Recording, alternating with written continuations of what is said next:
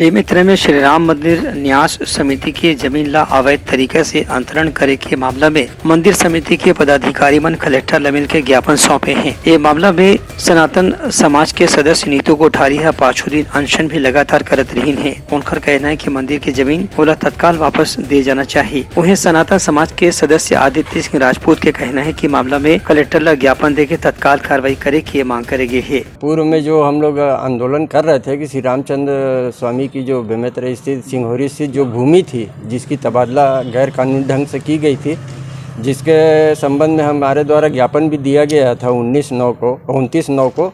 उस संबंध में कलेक्टर महोदय के द्वारा विधायक जी ने कहा था कि जांच किया जाए इसका कहकर, तो वही जांच समिति की रिपोर्ट 15 दिवस के अंदर देंगे बोले थे। तो आज 15 दिवस के होने के बाद हमने रिपोर्ट की कॉपी की जानकारी चाहिए गई, तो कलेक्टर महोदय के द्वारा कहा गया है कि उसकी आप विधिवत कॉपी लगाइए, आपको कॉपी दे दी जाएगी। लेकिन इस बीच में कलेक्टर महोदय ये कह रहे हैं कि इलेक्शन कमीशन कह रहा है कि इन लोग इंटेंशनली कर रहे हैं। इस बात की संज्ञान हमको जब 15 सितंबर 2023 को हुई है, तो इसमें इंटेंशनली वाली कोई बात नहीं थी। उस समय आचार संहिता भी नहीं लगा था। जो 29/9 को जो ज्ञापन सौंपा था जिसमें जांच के लिए मांग की गई थी, उसमें जांच कमेटी भी गठित हुई थी।